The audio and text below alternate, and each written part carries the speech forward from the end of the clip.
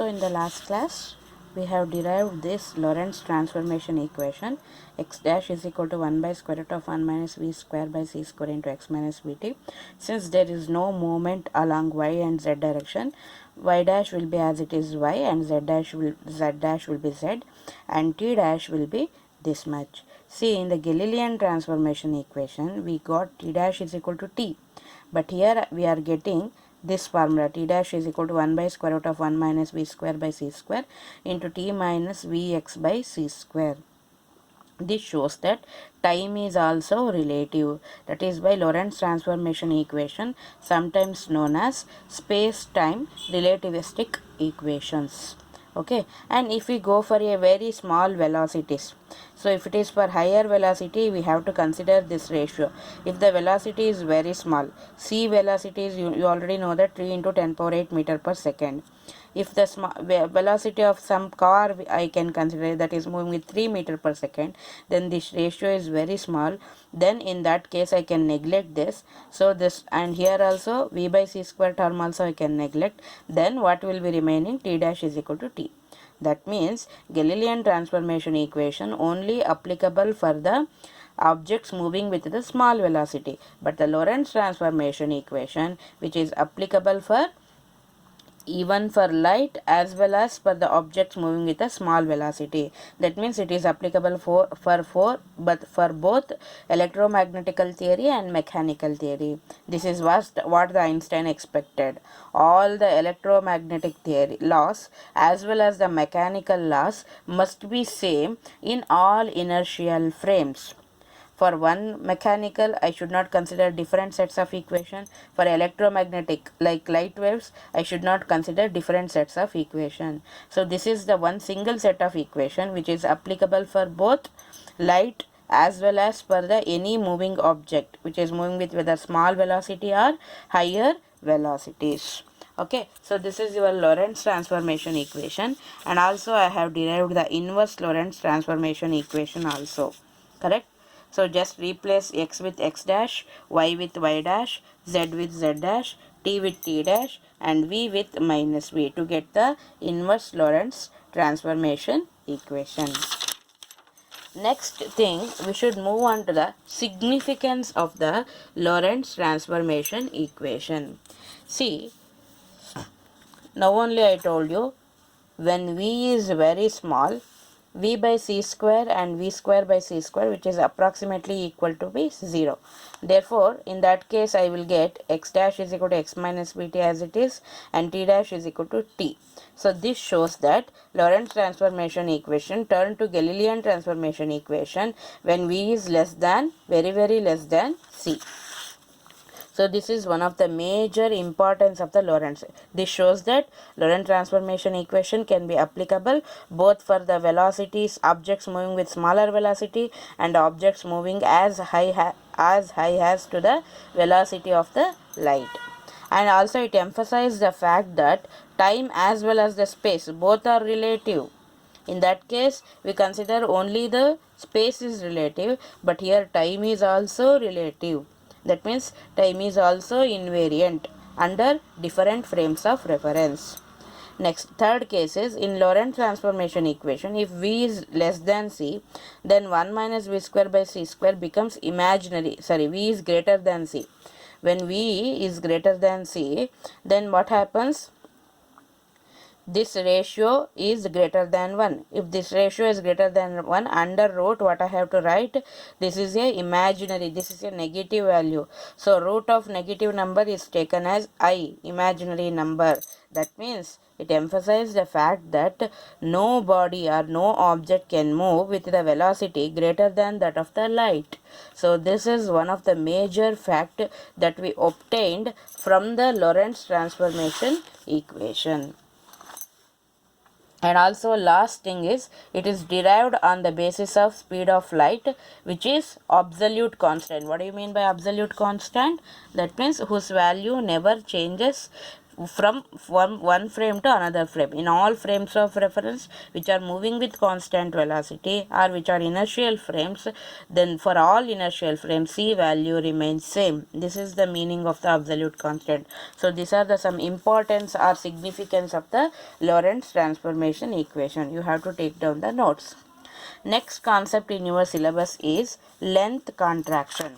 See, in the Galilean transformation equation, what I considered, length is invariant, but here length is also variant. Now that I can prove. If length is invariant, then I should get L should be equal to L dash. That means length as measured from the S dash frame will be same as the length as measured from the S frame. So as usual, this is S frame and this is S dash frame. S dash frame is considered to be moving with a constant velocity V. If I kept some length, some rod like this of length L, okay, for this I will consider two important points. So this is considered as x2 point and this is considered as x1 point as measured from the frame S, and the same point is considered as x2 dash and the same point is considered as x1 dash as measured from the frame S dash. See, since this is the length of the rod, I can easily tell with respect to S frame, x2 minus x1 is the length of the rod, and with respect to S dash frame, x2 dash minus x1 dash is the length of the rod. Correct? Now what I will do, as I told, with respect to S dash frame, the length of the rod L dash will be x2 dash minus x1 dash. Why I am considered this as the L naught value? So L naught is considered as absolute length. Absolute length or real length. See, why it is considered as absolute length or real length? Because this is the length which we are measuring by moving along with the object. See, object is moving and I am also moving and I am measuring. So with respect to me, the object is at rest in that point. See, for example, this is the train, okay, and here some pencil is there inside the train, and here your friend is sitting, and here you are standing on the platform. See what your friend will do. Your friend is moving, the pencil is also in the train, your friend is also in the train, and the train is moving. So what your friend will do, your friend will take the scale and measure the length of the pencil. So this is considered as with respect to this object, your friend is at rest and you are in motion. Correct? So since your object is at rest, this is known as the rest length or absolute length or real length. So this is treated as the absolute length. Correct? Which is measured to be correct as from our imagination. This is the correct length of the rod we will consider. Therefore this is considered as the real length. So when I will get the real length, when I also start moving along with the object. So here the observer in the S dash frame is moving along with the object. So whatever he measures, that is considered as the real length or absolute length. That is why L dash is considered as L naught. Okay, this point is clear. Okay, next, similarly I can write as measured from the S frame, the length of the rod will be L is equal to x2 minus x1. Okay, now only we come across the Lorentz transformation equation. For the x-axis will be x dash is equal to 1 minus v square by c square into x minus vt. Correct? So if I am writing that for the x2 point, then the same equation can be written as x2 dash is equal to 1 by square root of 1 minus v square by c square into x2 minus vt. Similarly, if I writing for the x1 point, then I can write, and I will call that as equation number 3 and these two as equation number 1 and equation number 2. Okay. Now if I will start writing for the equation number for x1, if I write the Lorentz transformation equation, I will get like this: x1 dash is equal to 1 minus v square by c square into x1 minus vt. So if I do 3 minus 4, then I will get x2 dash minus x1 dash is equal to 1 by square root of 1 minus v square by c square is common. So then I can write like this. So what happens? Minus vt plus vt get cancels. So I will be left with like this: x2 dash minus x1 dash is equal to 1 by square root of 1 minus v square by c square into x2 minus x1. You know that x2 dash minus x1 dash is nothing but the length of the rod with respect to s dash prime. That is nothing but L naught, correct? So from equation 1 and 2, this can be written as L naught and this can be written as L. Therefore, I can write like this. So now my question is, why the name, now the length L and L naught will not the same. As measured from the moving frame, length will be L naught, and as measured from rest frame, S frame, length will be L. Okay, therefore L and L naught will be different because of this term. Now why the name length contraction? That means with respect to real length, with respect to absolute length, what happens to the moving length? So moving length always contracts. That means when the object starts moving, when the object is moving, if you measure that length, then the length appears to be contracted. So this is why it is appears to be contracted, because of this term. I will show how the length contracts. See, if this is the equation, then I can write L is equal to L naught into square root of 1 minus v square by c square. You know that 1 minus v square by c square is always less than 1, because as v is always less than c, nobody can move as much of the velocity of the light. So v is always less than c.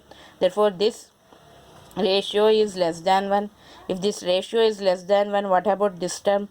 This term 1 minus something is there, so this term is also less than 1, and square root of that is also less than 1. Therefore I can write square root of 1 minus v square by c square is less than 1. If this is less than 1, then L naught into some less than 1 point will be, then which will be greater? For example, if this is x and this is considered as 3 into some 0.1, 3 into 0.1 can be written as 0.3, correct? See, always when you multiply that with the decimal number, this value reduces. Therefore L is always less than L naught. That is why the name length contraction. So this is known as the length of the moving object appears to be contracted by a factor square root of 1 minus v square by c square, and this is known as length contraction. Okay, why the name length contraction? Because the contraction always takes place only in the direction of motion.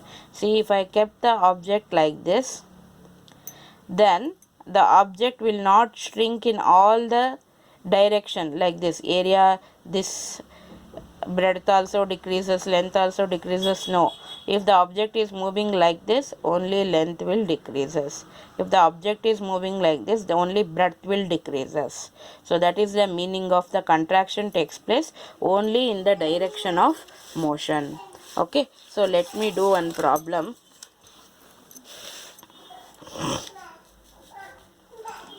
The length of a rod is 10 meter. If the rod is moving with a speed of 0.98 c relative to the earth, find the length of the rod as observed by the earth frame. Calculate the percentage of contraction also. So what is the data? See, the length of the rod is given 10 meter. So, and it starts moving with the 0.98 c relative to the earth. See, when it starts moving, now it won't be 10 meter, it will be less than that. So that I have to find. That means I have to find L. Correct? L naught is real length is given, that is 10 meter. So V is given 0.98 c. Now only you have derived the equation for length contraction. L is equal to L naught into square root of 1 minus V square by c square. Just substitute that. Then you will get 10 into square root of 1 minus 0.98 c square, 98 square c square divided by c square. C square and c square get cancels. Use your calculator and tell me what is your L value through WhatsApp. Everyone has to message. Then only I come to understand whether you have doing this problem or not, or you have understood this problem or not. Okay, so we have We have calculated the length. Now we have to calculate the percentage of contraction. See, let me consider the original length is 10 meter. Now it is appears to be reduced to 7 meter. Then what is the percentage of contraction? How much is length is cutted off? Out of 10 meter only 7 is remaining, means with our experience I can directly tell that is 30%. But if you want to calculate the formula, what will be the formula? I have to use original length, absolute length, minus cutted off length, contracted length, L0 minus L, divided by original length L0 into 100 I have to do. See, if I simplify in that way, then I will get 30%. Therefore, for any percentage of contraction, I can use this as the formula. So, what is the formula for percentage contraction? L0 minus L divided by L into 100. Percentage contraction means it will tell you how much percentage of that length is contracted. Okay, so if you simplify and if you substitute and if you simplify, you will get that percentage. So you have to message me this answer as well as this answer. Okay, now I am giving the problem 2 as a homework.